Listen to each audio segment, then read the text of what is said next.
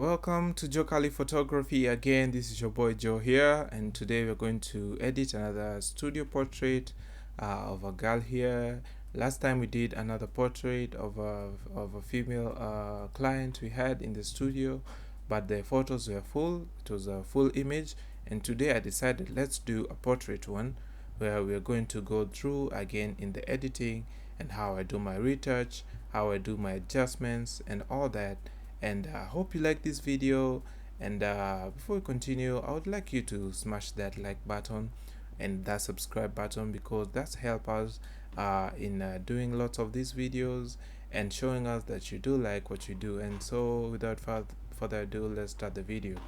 And so, as I had said in my last video, as you can see, this portrait it has a lot of blemishes and a lot of wrinkles, a lot of spots on the skin. And so the first thing we actually do, even before retouching or doing any other action on the image, just like to remove the spots. And what we use for that, you're going to use the spot healing brush tool, because it works for me. And you have so much tools that you can use here, because we have the patch tool, you also have the healing brush tool. But as for me, right now I'm working with spots, and so I'd prefer the spot healing brush tool. So I'm going to click on the spots where I see the areas that I want to adjust. And it's a tedious process. I'm not going to just tire you by showing you everything that I do, maybe in the clicking and all that. I may not do the whole clicking, because it will take a lot of time on the video, but I'll just do the visible one so that we can commence on the editing and just showing you how it is supposed to be used. So don't overdo it. I actually like using a small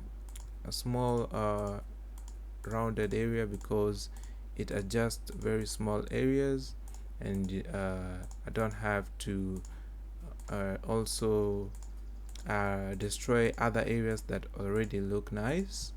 But I'll just do simple clicks here and there, just to make sure that I'm having a clean look on the image.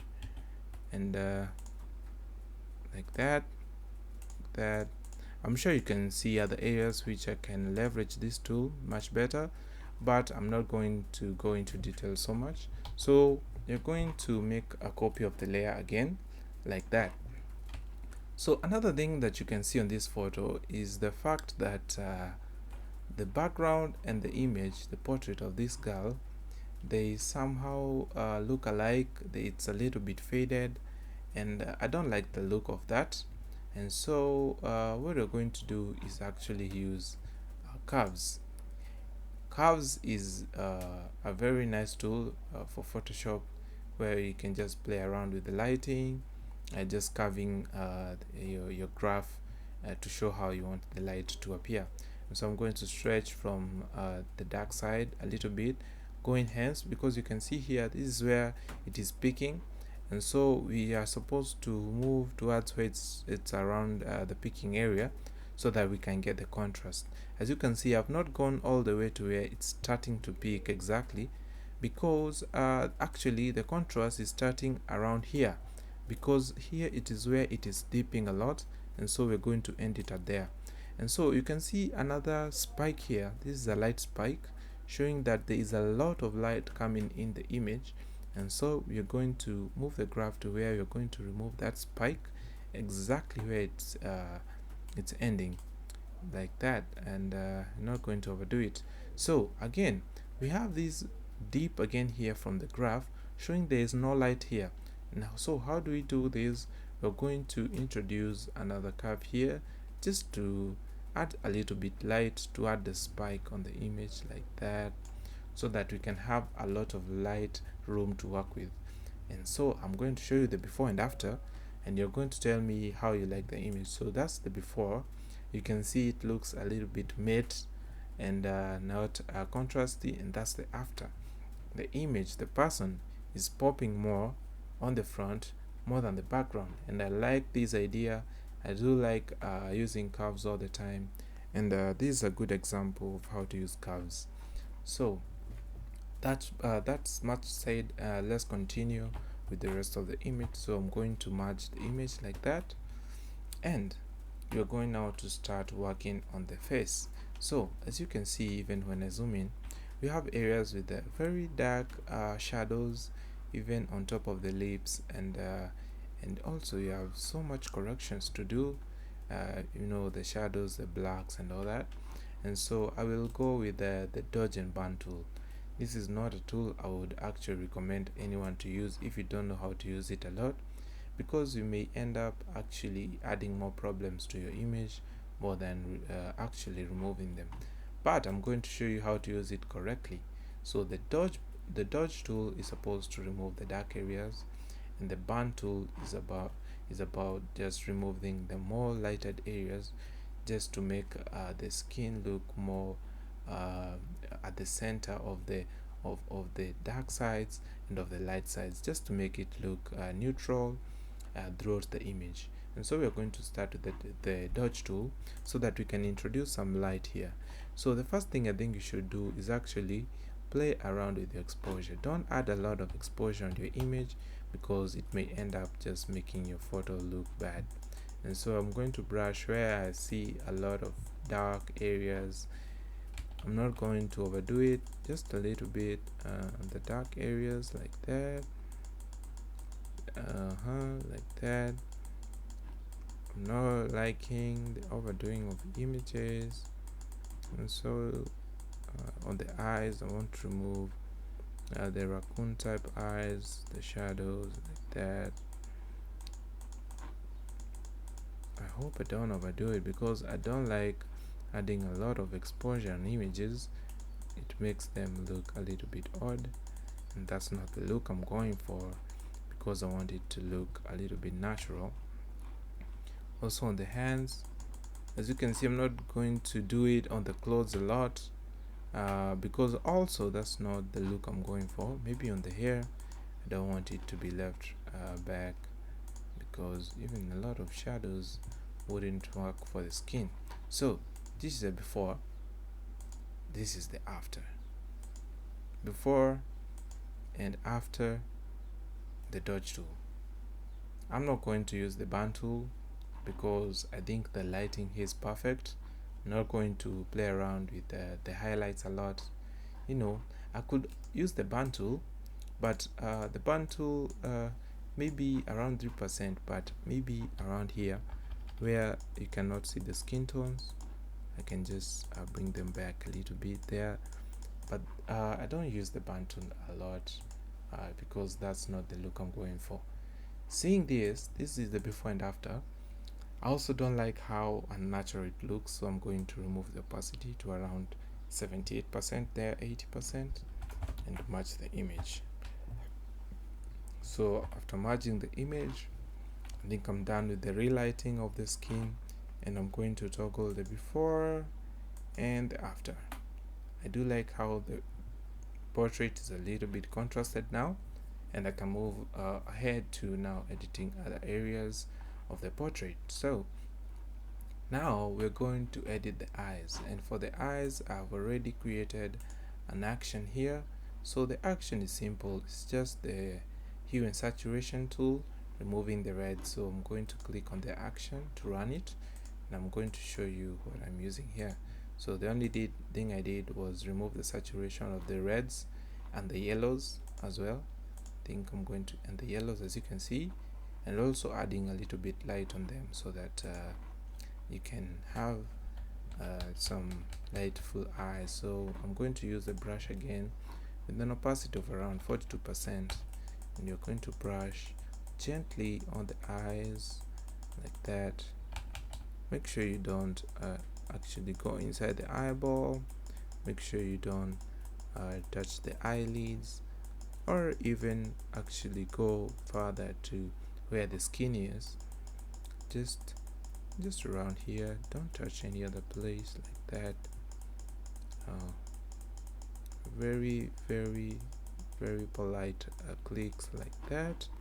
I'm going to toggle the before and the after. As you can see, it's not a lot that's done, so I'm going to reduce the opacity like around 77% there, and you can see what I've done to the image. I don't actually like adding a lot of white on the eyes, because that's not the look I'm going for. I want some natural looking portrait, almost to how the person was looking like when I was taking the photo in the studio. And so I'm going to match the image. So I do like now how the eyes look, and now I see that I don't have a lot of details on the image. I used the Canon. It's a normal Canon, maybe a tearable one, and it doesn't have a lot of sharpness. So what I have done, I have created a sharpening action here. It also entails of very small details, a high pass, and just some curves here and there. So I'm going to run the sharpness tool, and I'm going to use the brush just to brush where I want to sharpen. So the areas I like sharpening are the eyes, the eyelids, the eyebrows, and the baby hair, like that. We have the corners of the lips. I do like to sharpen them as well. I also sharpen the accessories and also the edges of the hair, like that. I do like adding some sharpness to some hairlines so that the hair may look more perfect. More, you see how now the braids look like when I do the sharpening. They're actually adding a lot of some nice sharpness, even on the buttons, on the texture, the stitches, like this part here, the zipper. I'm going to add some sharpness, the stitches here. That's what I do to just bring around some detailing on the photo. So I want to toggle the before like that, and that's the after. Let me just zoom in so you can see well. That's the before, that's the after. It's doing a lot of sharpening, and I want to toggle from where we started. That was the before, this is the after. Now you can see that the image is really popping out of the background, and I'm not done with that because I don't think that's enough. So what I want to do is actually select the subject, and after I select my subject, I also want to bring her in front of the image. I don't like the selection it has done here. It is not perfect, very much perfect. So I'm going to add my other selections like that. There we have it. Like that. Yes. So after doing this, I want to bring the photo in front. So I would actually use curves, but I have already made the action for that, and so I'm going to run it like that. And I want to show you the before and after, so I'm going to group them. So that's the before and that's the after. So I'm going to merge all that. I want to show you the before again for the whole image. That's the before. You can see how the photo is looking so much matte, and this is the after. You can see now how the person is popping out. You can see the details of how you can tell of everything it's going on the image, because now it's not more of a matte design and with a lot of white with the no contrast and all that, because now you can see the person very well. And that's the main look that I go for when I'm working on portraits. I do like the portraits to look good. And so now, since I have the image like that, I will just make a copy like that, and now we can now commence on now doing the retouch and frequency separation. Because I do have my details, I can very well see everything on the image, and now when I retouch it, I think I'm going to do a really nice job on retouch. So for the retouch, I go for the frequency separation with the high pass and Gaussian blur, because I do like the way that kind of retouch goes well on the lighter sides. I don't use it fully, because I use two different types of frequency separation. I use that and also use mixer brush to bring in the details and to actually remove the dark sides. I like to use the one for Gaussian blur and the high pass because it is good on the lighter side of the image. And so I'm going to run my frequency separation here, and I'm going to use my brush at around 40%. Now this is the high pass and Gaussian blur type of frequency separation, and so I do not want to drag the brush. I only want to make clicks on where I have the lighter side of the image, and so just normal click. I don't want to go near where there is details in terms of maybe the eyes, the eyebrows, and so much.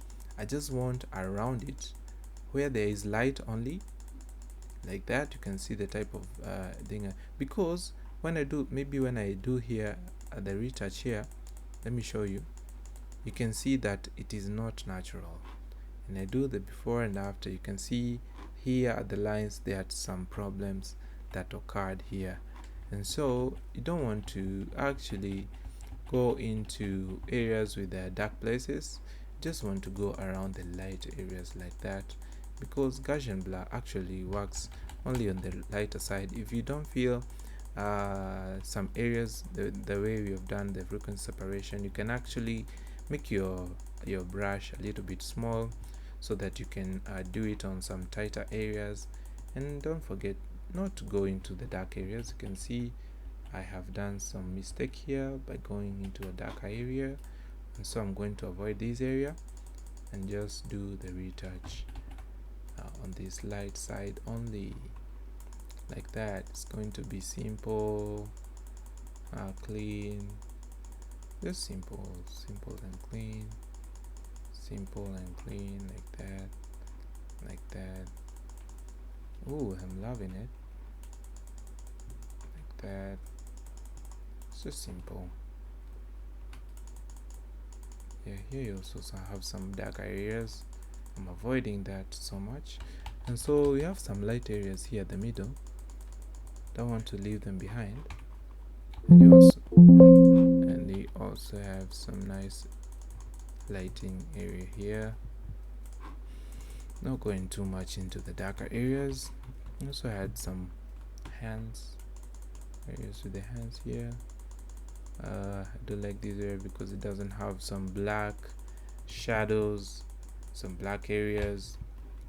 So let's see the before and after. So that's the before and that's the after. I do like the after, but we have so much areas like this which we are supposed to make. So I'm going to reduce the opacity because we are going to use two types of frequency separation. I'm going to do it to around 70% and match the image. So after that, I'm going now to use the mixer brush because that's my next type of frequency separation. And now for that, I can drag it. For this one, you can drag it to actually bring the lighter side to the darker side like that. So I'm going to show you how it's actually affecting these other areas. So I'm loving the way it's turning out by using the mixer brush. So areas such as this is where I use the mixer brush a lot, and also areas like this. So you start with where there is light, moving to where there is a lot of shadows, to just blend in a little bit with that area so that you can remove. You can see this is the before, this is the after. You can see the nice thing it's doing on the black areas. Also where you have dark spots like the eyes here, I want to remove the raccoon eyes again. Yeah, I think this one is a little bit more forgiving too, because you can actually drag it, and even if you do a little bit of mistakes by going over the eyes, going over some areas that you don't want to go above them, it's not so much evident like the one of the Gaussian blur and the high pass. And I do like the way it just turns around. So I'm going to remove these. So also good for removing wrinkles,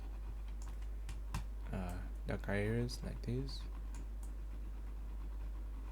Yes, make sure to drag this tool. I find it giving me better results when I drag it like that. Just zoomed in so that you can see it better. Yes, just like that, like that. Here you have this, like that, and like that, and like that. So, yo guys, now this is the before, and this is the after. Wow. You see how those two types of frequency separation are affecting my photo very nicely. Don't remove the opacity so much here, so I'm going to leave it like that. So let's do the before and after for the full image. So that's the before and that's the after. Tell me if you like it. Please like and share this video. Press the subscribe button if you feel that this is a nice photo so far. And so another thing we're going to look at is this jacket.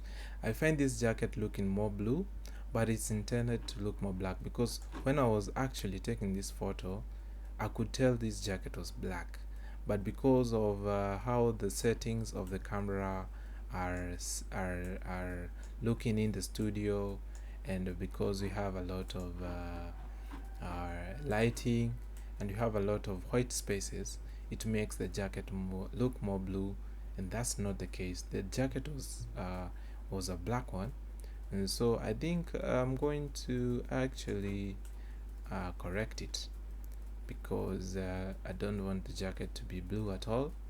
I would prefer the white background to be a little bit blue, but not actually the photo itself in the jacket and all that, and also the hair. I would not like the hair also to be affected when I'm going to, so I'm not going to do a perfect selection, but since I've already done this selection, I'm going to head over to, I'd like to add this area here. So since I already make this selection, I'm going to head over to, I'm going to remove also this hand here. Don't want to make any progress on the hands. So perfect. So I'm going to head over to here, filter, camera raw. So what we are looking at is a blue color, so we're going to go to the HSL. You're going to use the saturation here. So you can also use hue, because hue will actually look for the blue. You can actually know, you can tell that the blue is so much into the jacket. So I'm going to remove it. It's looking more of an aqua look, so I remove it.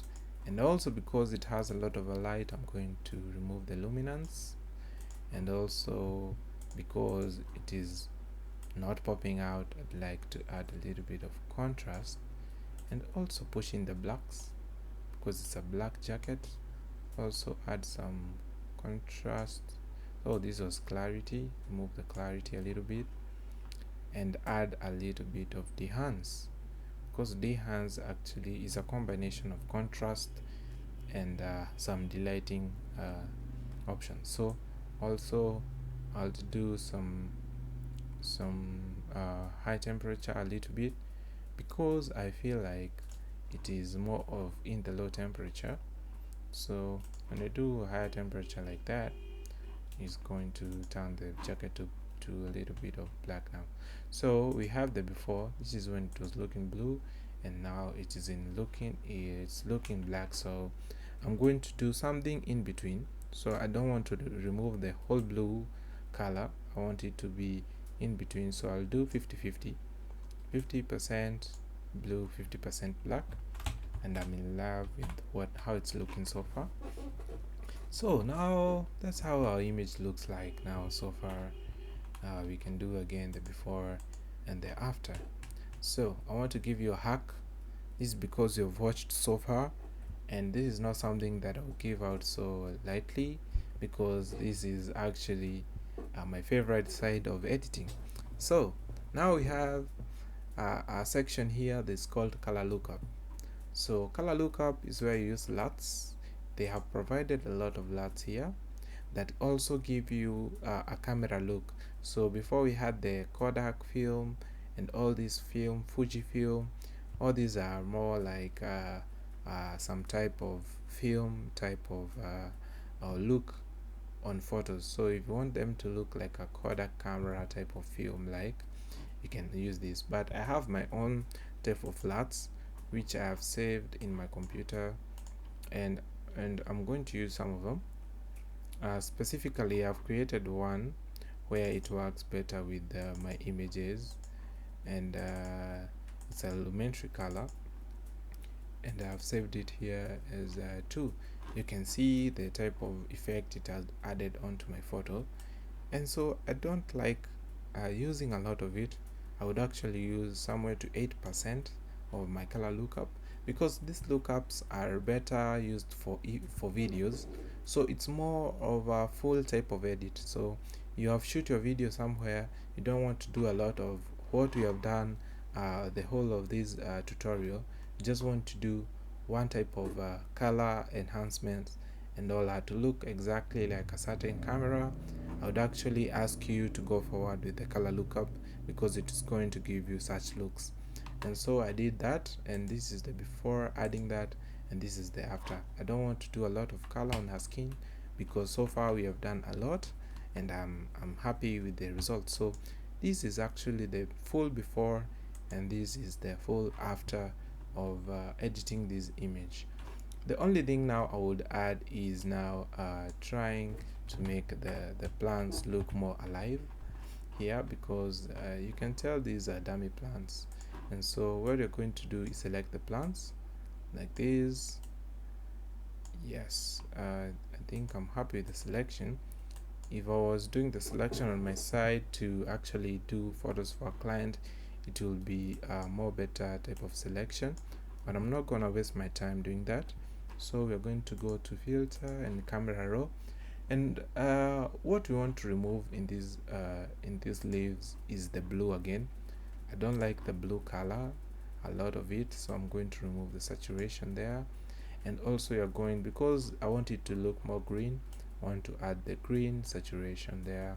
And for the luminance, I'd like to increase the luminance of the blue, and actually add some luminance on the green a little bit, just to make it more alive. And also on the aqua, because I can see some aqua colors here, and also don't want to remove the whole of aqua, just remove a little bit of the blues, a little bit, and also maybe change the way it looks there to look a little bit greener, and I'll press on OK. So when I deselect my image, this is the before and that's the after. I think I'm in love with the look. I'm going to do a little bit of opacity reduction to around 70%, and so far I'm just liking the overall. So the thing I do like finishing with is actually going to Liquify and just structuring the face in the way I like. Okay, you can see here there's a section where you can actually do that with AI and just squeeze whatever you want, but that's not the look I'm going for. I want to do it manually, because as you can see here, there's a lot of the forehead and it's protruding onto my right side, but that's not what I want it to do, because it doesn't look better on the image. So I'm going to squeeze it a little bit inside like that, and also bring the hairline from inside there to remove the forehead, and just bring it forward like that, just a little bit, to make it a little bit natural. I don't want to overdo it. Also we have the cheeks a little bit or chunky here. It's a little bit masculine here. I don't want it to be more masculine. Don't want it to have a jawline. No, because this is a female type of image. Now to bring the femininity in this image a little bit, so I'm gonna work the jawline a little bit, just remove the jawline. I'll make it a little bit beautiful. So that's the before and that's the after. Some people will argue they like the before, some people I know will argue they like the after, so I want to have something in between, so I'm going to deconstruct it a little bit to reconstruct it to add the how it looked before. So I'm going to do 50-50. So that's now how it looks. So that's the before and that's the after.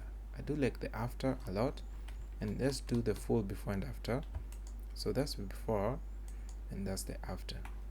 Yes, if you followed through my whole tutorial, you are now in a better position to edit your studio photos and make your clients happy from how you edit your photos. So I'm going to do the last thing, and this will be the final thing on this tutorial. I hope you love it and you're going to share it, subscribe, and I'm so happy just to share this information with you.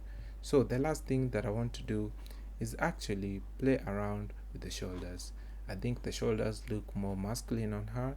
I don't want her to have big and broad shoulders, and so I'm going to head over again to Liquify, and you're going to do that manually by bringing down the shoulders a little bit, just to make it a little bit more feminine, you know, to have some feminine energy like that. I don't want her to have broad shoulders. Yes, like that. Make sure you don't overdo it. So that's the before and that's the after. So as we said again, I don't want it to be more natural, so I'm going to do 50-50.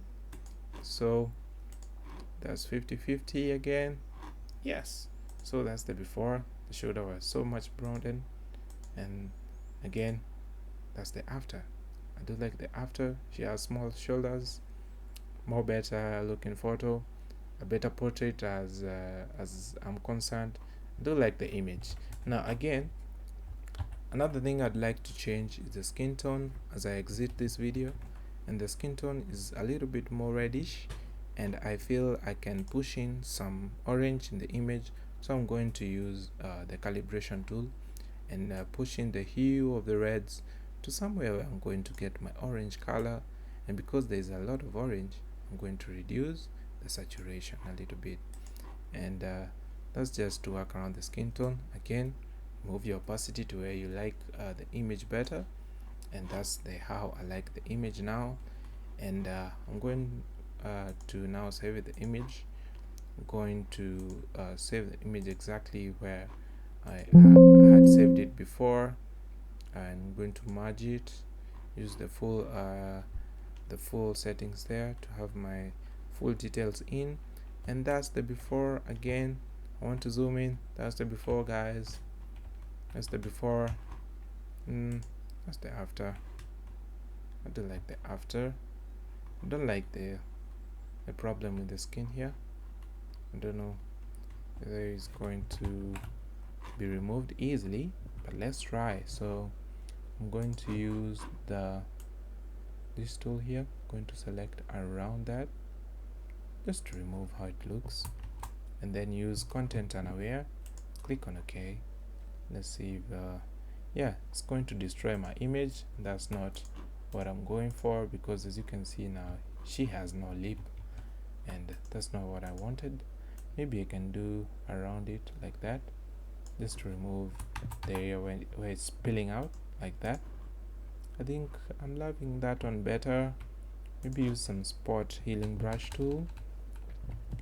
So this is a wake-up call to photographers. Make sure you take your photos nicely. Make sure you look at problems before even you shoot, because some areas are not actually easy to edit them, or maybe recover details and all that. It's not easy on some other areas, and so make sure you look at some very huge errors which may cause your photo not to be edited easily. So that's the before on that lip. That's the after. I think now I have a better looking lips, so I'm going to save that image. Again, I'm going to replace the one I had saved before. I can do a better work with the eyes, but that's going to be in another video. I'm going to show you how to retouch the eyes and so much for. So thank you guys for watching. Hope you had a nice one. I'm hoping now you can be able to make a nice photo of your clients, of yourself, and have a nice one. Peace. Thanks.